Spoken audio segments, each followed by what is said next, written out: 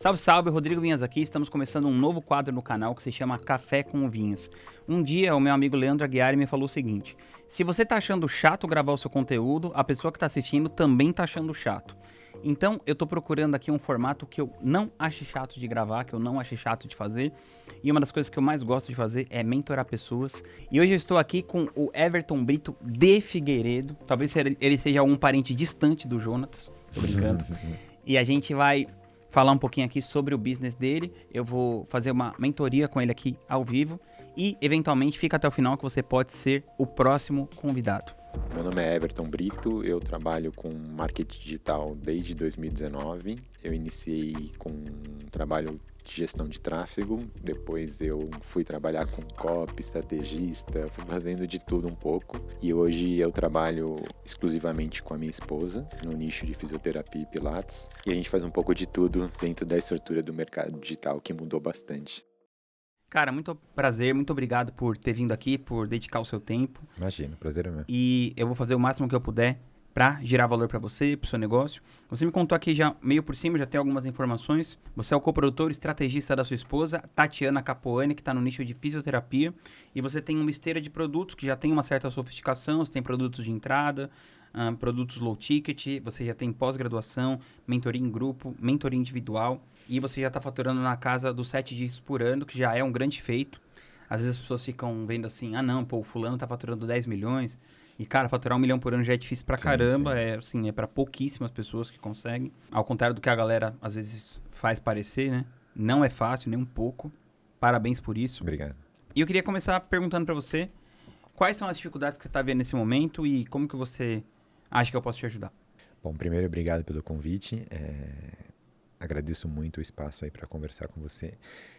Acho que depois de 6 anos, a gente está no mercado digital há 6 anos, a gente começa a enfrentar alguns desafios de mudança e de profissionalização do mercado, né? A gente tem hoje, tem que ter time comercial, tem a IA que está vindo por aí, tem que trabalhar com gestão de pessoas.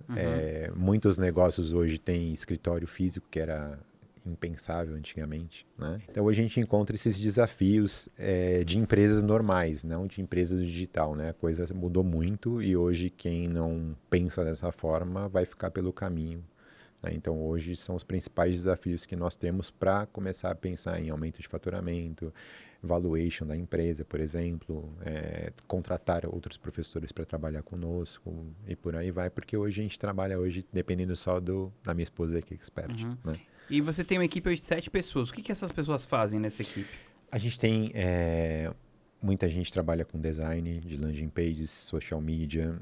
A gente tem pessoas que dão suporte no tráfego. A gente tem hoje pessoas no comercial e principalmente suporte. Hoje a gente trabalha com suporte bem atuante pelo número de alunos que a gente tem, o tipo de entrega que a gente faz. A gente trabalha com suporte bem completo. Em qual produto vocês têm mais alunos hoje? A gente está fazendo uma transição hoje com a pós, né? É o produto que a gente tem mais alunos atualmente. É o principal produto hoje. O produto que gera uma recorrência para a gente que é fundamental hoje no mercado digital, né?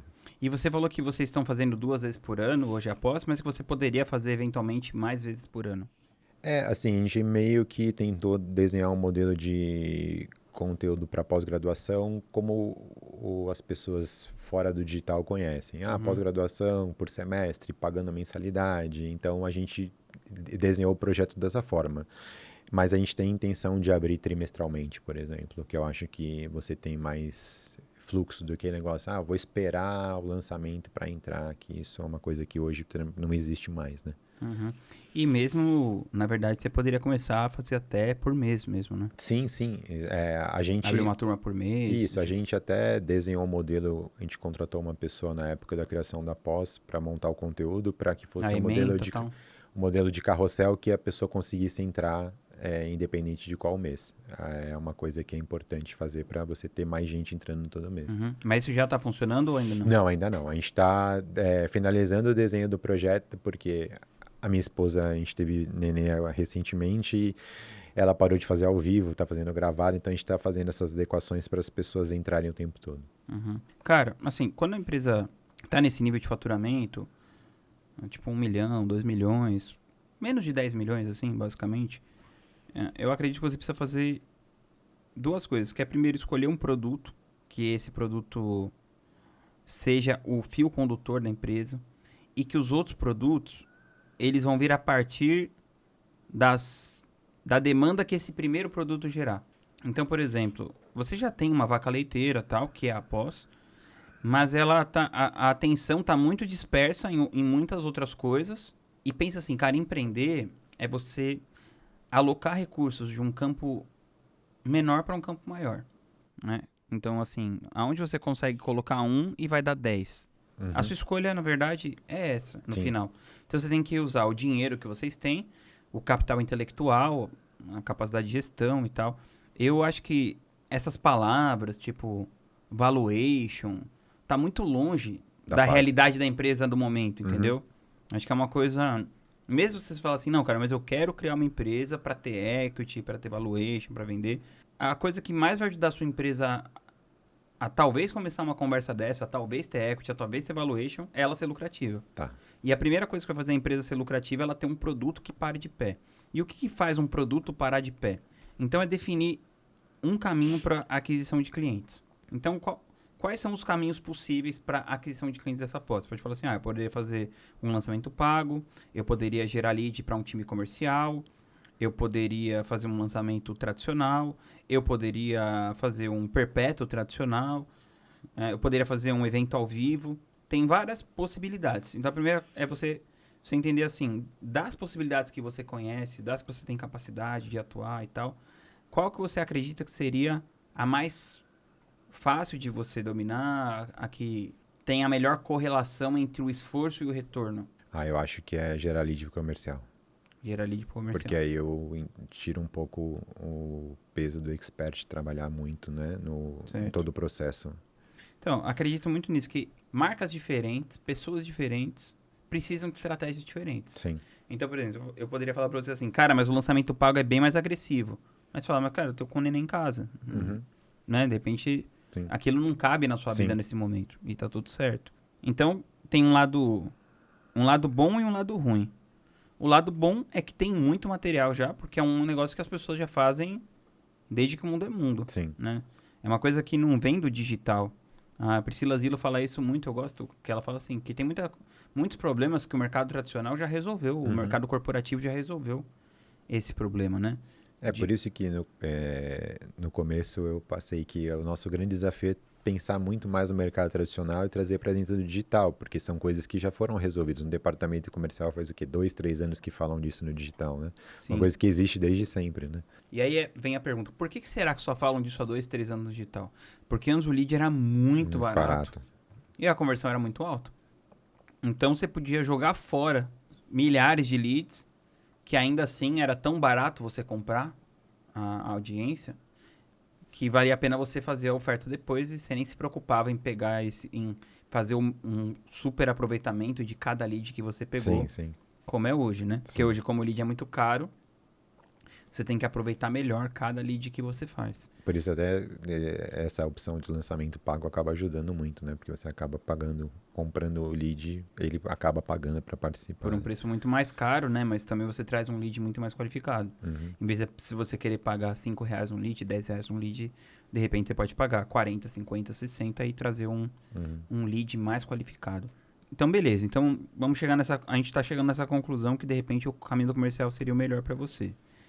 Aí você precisaria ter pelo menos, para começar, uma pessoa sendo closer, né? Que é a pessoa que pega, faz o fechamento, explica para a pessoa. Porque a venda de um produto de um ticket um pouco mais caro, como esse, ela precisa necessariamente ser uma venda consultiva. Né? A pessoa precisa conhecer muito bem o produto, saber explicar muito bem o produto, entender as necessidades do cliente. Você já tem essa closer trabalhando com você hoje? Não, a gente na pós não. O que a gente começou a desenvolver na mentoria, principalmente individual, que acaba sendo a própria expert, que acaba apresentando o final e deixando só o fechamento depois de acertar tudo com o comercial, né? Porque é uma coisa falta muito a parte de treinamento para você quebrar as objeções e apresentar uma coisa muito... Querendo ou não, hoje acaba um impacto maior da expert apresentando, né? Mas só nesse Claro. produto de um ticket mais alto, porque senão você não teria braço, né, para fazer. Uhum. Mas, por exemplo, tudo bem, eu acredito que é difícil você achar uma coisa que ela vai fazer que vai dar mais dinheiro do que isso hoje. Sim. Então, às vezes as pessoas têm um pouco disso, assim, fala assim, o cara que é o expert fala assim, ah não, eu não vou fazer o comercial, como se isso fosse uma coisa não degradante, mas uma coisa que não tivesse a altura do papel dele como expert e tal, né?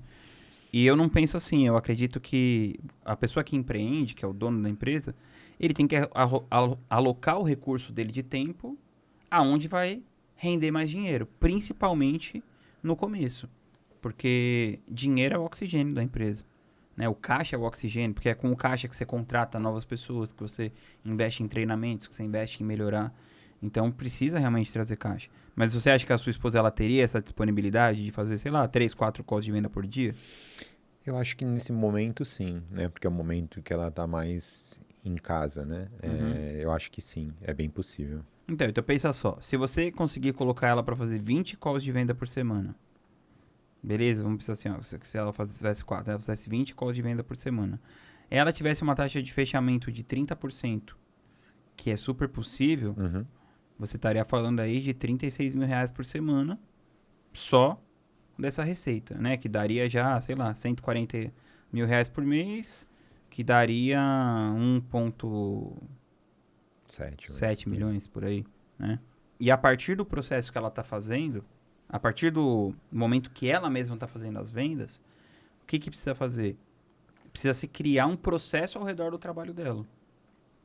Então, claro, ela tem a grande vantagem dela ser especialista. Mas uma coisa que você falou, o que acontece? Eu apareço muito no Instagram dela e dentro do próprio suporte dentro da plataforma. Então, os alunos ou as pessoas que não são alunos me conhecem. Então, eu também tenho a possibilidade de ajudar nesse processo, né? Que aí a gente está falando de 2 pessoas, Pô, incrível. 40, dobrar o processo, né? Exato. E aí, ao mesmo tempo, se você também puder fazer isso, pô, incrível. Aí dobra. E aí a questão passa a ser como fazer essas 40 reuniões. Porque é claro que não é de todos os leads Sim, que vão topar a reunião, né? Aí você vai ter que criar esse funil, que é basicamente assim. Você vai criar esse número que é específico para cada pessoa e que você vai descobrir só fazendo os testes, sim, né? E aí você vai ter que chegar numa matemática que faça sentido, né? Porque, por exemplo, não adianta você faturar... Vamos supor que dobrasse tudo e você faturasse 3.400.000. Mas se gastasse 3 milhões para fazer isso, não adianta nada, uhum, né? Então tem que achar qual que é essa matemática. Mas vamos pensar que a gente estivesse buscando fazer 40 reuniões por semana, beleza? Que a gente tem as pessoas qualificadas para conduzir essas 40 sim, reuniões por semana. Vamos pensar um número bom das pessoas comparecerem seria cerca de uns 30%. 50% se fosse muito pouca gente, mas para 40 reuniões, eu chutaria uns 30% como número bom. Então você precisa conseguir 120 leads por semana. uhum, Aí a gente pensa, aí vai vir a pergunta: quantos anúncios você precisa para conseguir esses leads? Aí eu sugiro que você comece testando com 10 por semana. Provavelmente vai precisar de bem mais, mas assim, vai sendo sim, gradativamente, né? uhum, Porque assim, você não vai pular de 0 para 40 reuniões por semana, ou de sim, sim, 3 para 40, né? Você vai precisar de 120 a 160 leads qualificados por semana, mais ou menos. Aí, vamos pensar assim, se essas 40 reuniões geram R$ 72.000 por semana, até quanto que você está disposto de ter de custo de aquisição para essa roda girar? uhum. O que você acha que seria um número plausível na sua cabeça? Trabalhando com esse volume, eu trabalharia até com uns 40% de taxa de, De aquisição. de aquisição, né? Se eu investiria, vamos colocar 50% para ficar redondo, R$ 36.000 para voltar aos 72, né? Pô, ótimo, você tem a cabeça boa, porque a maioria das pessoas, elas pensam que é assim, você vai colocar R$ 1.000, Ah, sim, R$ 2.000, R$ 3.000 sim, e vai voltar 70. E não é assim que sim, funciona, sim. né? Então, se você está disposto a isso, aí o que eu acredito que seria o primeiro passo? É achar esse caminho, entendeu? Porque você viu, você tem vários produtos e tal. Aí o que acontece? Depois você pode ter um outro vendedor que pegue parte da lista que não comprou após Sim, e ofereça para ele os outros produtos. né? Você tem uns produtos que são um pouco mais baratos. São mais fáceis de Você tem produtos que de são mais vender. fáceis e tal. E você tem até o produto que é mais caro. Aí o produto... Porque às vezes também você vai encontrar um cliente Que tem potencial. que você pra- mesmo pode falar assim, ó, esse cara aqui, ao invés da pós, seria melhor que ele fizesse a mentoria. Ou, ao invés desse cara fazer a mentoria em grupo, seria melhor ele fazer a consultoria individual. Você vai achar cliente para cada produto que você faz. Principalmente esses que são mais high-end. E aí a gente, num processo desse de triagem, que até pode ser identificado, a gente teria o que SDR para fazer isso, uma pessoa que vai Não, fazer esse do mais essa caro... qualificação até para a própria reunião, ou a reunião já seria agendada direto? Então, aí tem algumas... Foi bom, ótima pergunta. Tem algumas maneiras de você qualificar o seu cliente. Primeiro de tudo, é você saber o que são os pontos em comum dos seus melhores clientes. Então, vamos supor, eu tenho uma das minhas alunas, das minhas mentoradas, que eu sempre fico brincando que ela é minha melhor aluna, é a Isa. Não pelo resultado dela ser maior que o de todo mundo, mas porque ela é muito aplicada nas coisas e tal. E quando eu comecei a trabalhar com ela, ela faturava cerca de 20 mil reais por mês. E hoje em dia, há alguns anos já, ela fatura cerca de 1 milhão de reais por mês. Então, quando eu vou pensar no meu cliente, para esses produtos mais high-end, eu penso nela, não hoje ela faturando 1 milhão por mês, né? Eu penso nela quando ela faturar 20 mil reais por mês. Sim. Aí, quais eram os problemas que ela tinha nessa época? Sei lá, vou falar alguns exemplos. Não tinha linha editorial definida, não tinha canal de aquisição definido, não tinha modelo de venda definido, não tinha produto definido, ticket definido. Tô dando exemplos aleatórios. Então, vamos supor, se eu pego um cliente e eu bato essas mesmas características, não necessariamente eu vou levar esse cliente de 20 mil para 1 milhão. Mas eu sei vários pontos que eu posso usar para... Que eu tenho ali, que eu tenho repertório para ajustar no business daquela pessoa. Uhum. E que aquilo pode alavancar o negócio dela várias vezes. Talvez chegue a 50 vezes, como esse caso da Isa. Algumas pessoas foram até mais, outras menos. Mas o fato é que eu sei as alavancas que eu preciso puxar. E como eu sei as alavancas que eu preciso puxar, eu posso fazer um forms e perguntar. Então, sei lá, por exemplo, a pessoa que nunca faturou do mundo digital pode se tornar minha cliente? Pode, mas é muito mais difícil. Sim. A probabilidade é assim, a cada 20 pessoas que não faturaram nada, uma entra, que preencheram o formulário, né? A cada 5 pessoas que faturam mais de 20 mil por mês, uma entra. Então, você vai criando esse lead score, né? Aí você pode trabalhar com CRM, não sei se você está familiarizado Sim, a gente usa. com o termo e tal. Então, CRM é um programa que serve para você trabalhar o relacionamento Sim. do cliente, certo? E aí, dentro do CRM, você pode ter elementos que determinam qual que é o lead score daquele prospecto. Então, vamos supor assim, um cara que quer entrar na minha mentoria lá na Craft Black. Pô, o cara fatura 1 milhão por ano, ele já tem equipe, ele já não sei... Aí tudo vai aumentando um ponto, vai aumentando um ponto, vai aumentando um ponto. Então, se aquele cara tem X pontos, eu sei que aquele cara é um grande potencial para ele entrar. Então, por exemplo, de repente eu pego esse cara que tem vários pontos, que pode ser, e falo, pô, esse cara aqui vale a pena eu ir lá e conversar com ele. Só que para você chegar em 40 desses, você vai precisar ter um volume grande. Sim. E o que determina o volume grande de lead, basicamente? É a quantidade de criativos que você faz. Sim. Né? É claro que, assim, a sua casa tem que estar bem cuidada. Então, vamos supor, não adianta você fazer 100 criativos, o cara chega lá no seu Instagram, tem 5 seguidores. Tudo é parâmetro de credibilização. Então, assim, quantos seguidores você tem? Vai contar. Assim, não vai fazer nenhuma diferença, na verdade, se você tiver 50 mil, 30 mil ou 5 milhões para esse parâmetro, né? Claro que eu tô caricaturando um pouco, exagerando um pouco, mas quer dizer assim, o cara não entra no meu perfil e fala assim, o Rodrigo tem 247 mil, tem um outro mentor aqui que tem 384, então vou comprar do outro. Sim. Não acontece isso. Mas se o cara entrar no meu perfil e tiver 1.000 seguidores no Instagram, o cara dá uma refugada. Por mais que não tenha sentido nenhum, né, do ponto de vista prático, né? Porque, por exemplo, pode ser que o melhor médico do mundo nem tem Instagram. Sim. Né? Não quer dizer nada. Mas, para as pessoas, quer dizer. Né? A moeda social e tal tá associada a isso. Então, eu procuraria ter uma base razoável no Instagram. Quanto que vocês têm de seguidores lá hoje? 106 mil. Acho que já é mais do que o suficiente. assim, só pra parecer uma coisa tipo, pô, isso aqui é profissional e Sim. tal, né? Então, beleza. Mas, assim, isso é uma... vamos pensar que isso é como se fosse o quintal da casa, né? Pô, tem seguidor e tal, não sei o quê. Aí a outra coisa é, aqueles primeiros posts ali que você deixa eles fixados, eles têm que ser posts que representem a sua autoridade, quem você é, por que você é uma pessoa confiável, ter pessoas falando sobre o seu trabalho, ter associações de marca, seja com empresas, seja com o que for importante para o núcleo de poder daquele negócio. Então, vou dar um exemplo. Se o cara entra no meu Instagram hoje, aí ele olha lá, eu vou palestrar no Fire. Para o meu mercado, É importante. é um sinal que eu tô inserido no mercado. Uhum. Porque assim, tem 260 mil pessoas no digital e tem 100 palestrantes. Então, isso é um carimbo de reconhecimento, né? De autoridade e tal. Ou sei lá, outra coisa, ganhei um prêmio, ou estou palestrando no evento do fulano, ou tô aqui gravando com o Ícaro de Carvalho, ou com sei lá quem, ou com o Pedro Sobral, né? Tô fazendo associações de marcas com essas pessoas.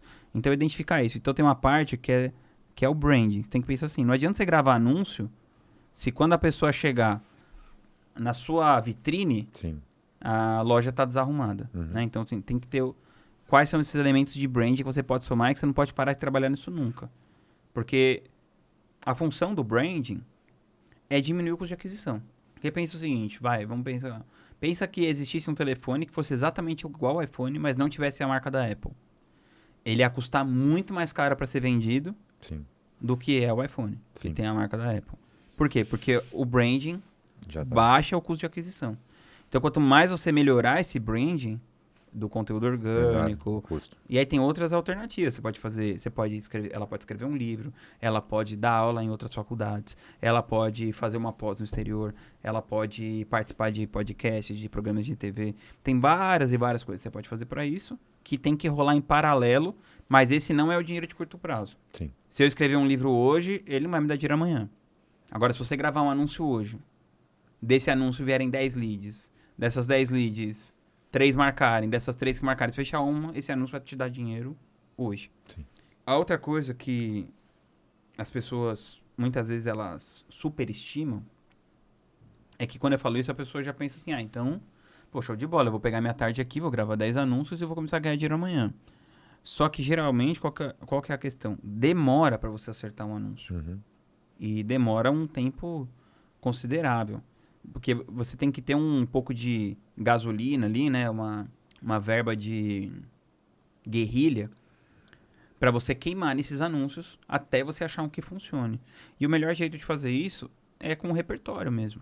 Então, estudando as bibliotecas de anúncios de outras pessoas que estão tanto no seu lixo quanto em nichos correlatos ao seu. Uhum. E estudando quais anúncios aqueles performaram melhor. Tem até algumas ferramentas que fazem isso, né? Que espionam, Sim. sem ser você ter que ficar lá manualmente, mexendo Sim. e tal, né? Mas eu gosto de escolher os criadores que ressoam comigo, porque tem coisas que as pessoas fazem nos anúncios que não serviria pra mim. Sim. Do tipo, eu não vou alugar uma Lamborghini violeta com rabisco verde e gravar um anúncio, entendeu? Não tem a ver comigo, então eu acho que não daria pra eu modular, então não é necessariamente... E um anúncio desse, por exemplo, tem muitas visualizações. Uhum. Mas não vai converter. Mas não... E outra coisa, e também, sei lá, eu não vou estar disposto a fazer isso. Sim. Com certeza tem um monte de coisa que a sua esposa não está disposta a fazer, né? Que outras pessoas fazem uma coisa talvez mais apelativa e que, de repente, não tá ali no escopo dela. Qual que é a sua percepção disso que eu tô te falando? Eu acho importante, do começo, quando você fala de focar num produto, aí eu comecei a pensar o tanto de energia que a gente gasta para vamos melhorar ou gravar mais um produto ou testar mais produtos de front-end. Aí você perde sei lá quanto tempo naquilo, sendo que você pode focar no que realmente vai te trazer mais resultado com menor esforço, né? Então, realmente, quando você foi fazendo a conta, eu falei, nossa, o tempo que a gente gasta para fazer todo esse resto que a gente está planejando, demora para trazer resultado, e o resultado é um resultado que tem que ser escalável. Se não for escalável, você não vai ter esse impacto. O que eu já comecei a pensar agora, meu objetivo agora único é trazer lead para converter no fechamento, né? E aí você pensa, essa pessoa, através do formulário, você, por exemplo, a gente já tem mais ou menos esse estúdio. Você tem estúdio, sim ou não? Quais são seus desafios? São desafios de gestão, então já é um público de mentoria.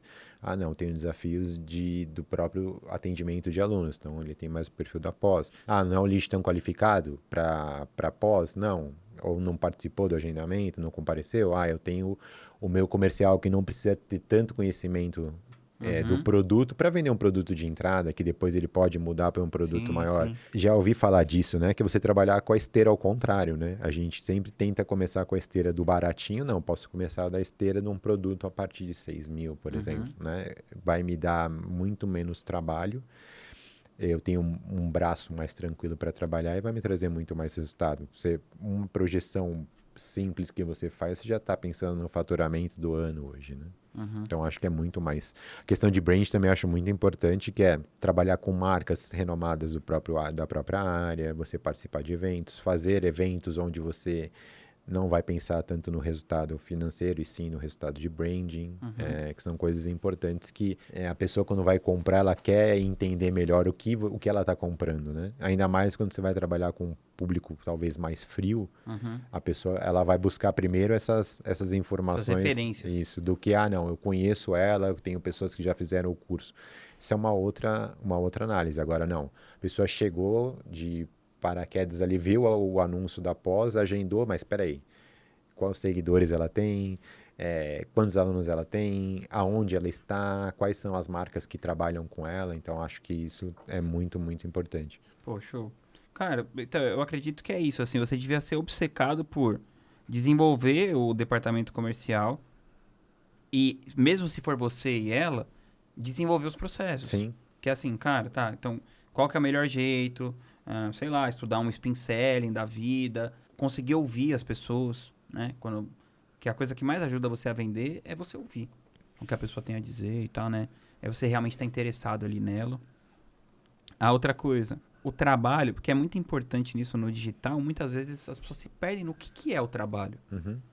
O que é meu trabalho? É fazer post no Instagram, é gerenciar uma equipe, sei lá, é vender. E eu acredito que, assim, o core business do negócio de vocês é isso aqui, é o criativo. Porque é isso que vai retroalimentar o todo.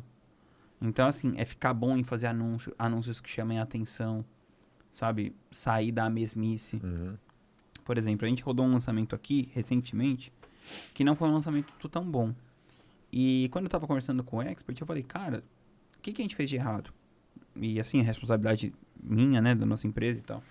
A gente gravou, cara, todos os anúncios com o cara com a mesma roupa, no mesmo lugar, no mesmo não sei o quê. Por quê? Porque a gente deu mais valor ao que era conveniente. E quase nunca o que é mais conveniente é o melhor. O que seria melhor pro negócio seria a gente ousar, experimentar, ter muitas variações e tal. Eu acredito que a gente teria tido um resultado já bem melhor se a gente tivesse feito isso, sabe?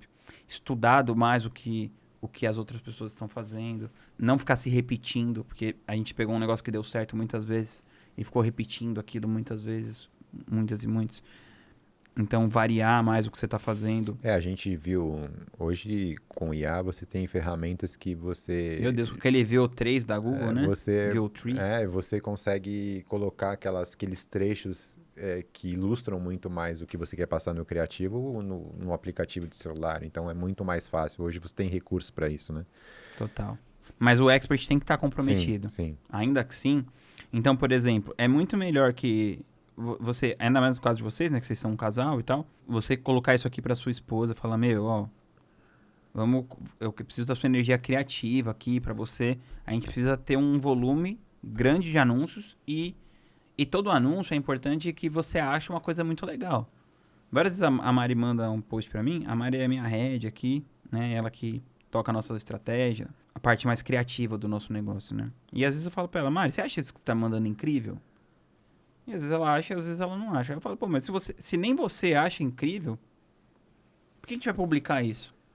Porque se você mesmo não achar... Não ao ponto que você fique buscando a perfeição e não faça nada, entendeu? Não é isso, mas se você mesmo não achar aquilo interessante, que aquilo chama atenção, que aquilo vai mexer emocionalmente com a pessoa, não tem por que publicar. O Ícaro tem uma frase que eu gosto muito que ele fala o seguinte, né? O único caminho possível ao cérebro é através do coração. Ou seja, a pessoa só vai começar a ouvir o que você fala para ela pensar se aquilo faz sentido ou não, se você mexer emocionalmente com ela. E emocionalmente pode ser você emocionar a pessoa, é que nem num filme, né? Não precisa... Uhum. Às vezes você fala que você precisa mexer emocionalmente, a pessoa pensa que você precisa fazer ela se emocionar. Uhum. Não é só a pessoa chorar, você pode despertar uma indignação na pessoa. Sei lá, um exemplo que eu tô pensando aqui em 5 segundos. Você fala assim, pô, você ficou 4 anos na faculdade para ganhar menos do que se você dirigisse um Uber. Uhum. Sei lá, de repente isso vai despertar um sentimento de indignação na pessoa, Uhum. né? E coisas desse tipo, assim, né? Como que você pode fazer para mexer com o sentimento da pessoa e tal, né? Então, eu acredito que ela poderia colocar a primeira energia dela no criativo e você poderia colocar a primeira energia no potencial. E eu acho que, cara, isso aí devia ser 80% do tempo, partindo do princípio que você já tem um produto bom. Sim, com certeza. A gente não entrou nessa parte, mas eu tô partindo do princípio Uhum. que você já tem um produto bom, que dá resultado e tal. E aí, o outro pilar que fica mais solto e que vocês fazem com uma intensidade um pouco menor é o branding pelo momento que a empresa de você está, né? Porque conforme a empresa for crescendo, aí você vai mudando pra cá, entendeu? Aí você vai tirando a energia do comercial um pouco, do criativo. Não tirando no sentido de diminuir o que você já fez, Sim. mas no sentido de você alocar mais na parte do branding. Eu tava falando, por exemplo, com um founder de uma empresa que a gente é sócio, que é o SendFlow. E ele tava discutindo comigo assim, cara, será que eu patrocino esse evento? Custa, sei lá, 100 mil reais pra ele patrocinar. E ele falou, cara, não é exatamente o nosso público, eu acho que não vai ter exatamente uma conversão muito grande. Eu falei, cara, mas é uma marca importante pro nosso mercado. E a gente tá num momento já de awareness, né? Que é porque as pessoas terem consciência que você existe, saber que a sua marca é confiável, fazer associação da sua marca com outras marcas importantes e não só conversão. Por quê? Porque essa é uma empresa que já está lucrando centenas e centenas de milhares de reais por mês, todo mês, que nem um relógio. Já está faturando muito e tal. Então, está faturando muito com uma margem alta. Então eles estão num momento que o posicionamento é mais importante do que só a conversão. É claro, não vou falar para ele patrocinar a Copa do Mundo, não tá nesse patamar, né? Ou um evento de futebol, nada a ver, mas é um momento que vale trabalhar o awareness. Quando você tá grande, você pode comprar o awareness com grana, né? Você não precisa, você só vai lá e coloca a grana. Mas quando você tá menor, você vai comprando esse awareness através dessas associações de marca, de decisões estratégicas da onde ela coloca o tempo dela.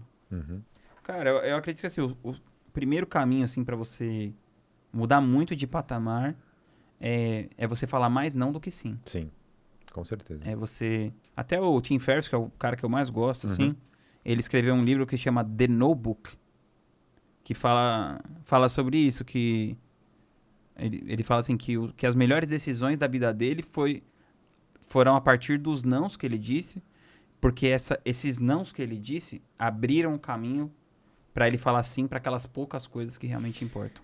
Quando a gente decidiu fazer a pós, falando não para todo o resto. Então, não, mas vai ser só a pós. Ah, mas por que você não faz isso? Por que não faz aqui? Não, a gente vai lançar só a pós. Então, foi isso que a gente conseguiu lançar a pós rápido, por causa disso, porque a gente falou não para tudo. Aí agora, como a gente está tentando aumentar um pouco a esteira, você acaba perdendo o foco do que realmente é o que alimenta e traz o resultado, para você começar a pensar em trabalhar melhor o branding, ter outros produtos. Então, talvez o foco no produto mais barato hoje ele tá puxando muito mais o tempo do que eu focar num produto que vai me dar mais resultado. Total. E porque assim, eu acredito que é um passo a passo normal de toda empresa isso. Sim. Mas, cara, precisa de dinheiro. Então, a nossa empresa hoje, por exemplo, da minha parte lá de mentoria, eu tô falando só da minha conta, né? A gente tem vários eventos diferentes, tem produtos diferentes e tal. Mas primeiro a gente fez um produto estourar. Tem um produto que é um sucesso de verdade. E aí esse produto injetou dinheiro em todo o resto. De modo que a gente está experimentando as outras coisas. Então, eu fiz um clube do livro. Tô experimentando. Não sei se vai dar certo ou não. Igual esse quadro aqui. Tô experimentando. A Mari veio aqui, né? Tem um custo para ela vir. pro Gustavo dirigir, pra Jenny fazer o som, pra alugar um estúdio, pra não sei o quê. Tudo isso tem um custo que tá sendo pago por uma coisa que já deu certo. Uhum. Antes de ficar tentando fazer outras coisas, o ideal é você colocar sua energia em alguma coisa pra dar certo financeiramente, porque isso vai te dar um espaço mental e um fôlego financeiro pra você ir com calma experimentando outras coisas. Eu lembro que, nossa, acho que na época da pandemia, o Torriani falou uma frase, ele falava várias vezes nas lives dele, ele falou assim, enquanto você não faturar 1 milhão com esse produto, não inventa mais nada. Uhum. Porque senão você fica inventando. E o Aguirre também fala, a gente fica o tempo todo arrumando uma ideia para matar alguma coisa. E realmente você tem que focar, não, vou pegar esse produto e vou trabalhar, como você disse. Depois que ele começou, cresceu muito, você tem como usar o recurso para criar e testar outras coisas, né? Não testar tudo ao mesmo tempo. Exato. Pô, show de bola. Cara, quero te agradecer muito. Obrigado por ter vindo Imagina, aí. obrigado, eu que agradeço. E espero que a gente faça muita coisa junto ainda. Tomara. Obrigado. Galera, esse foi o primeiro Café com Vinhas. Se você quiser estar aqui numa próxima ocasião, vou deixar um formulário aqui na descrição desse vídeo. E tamo junto.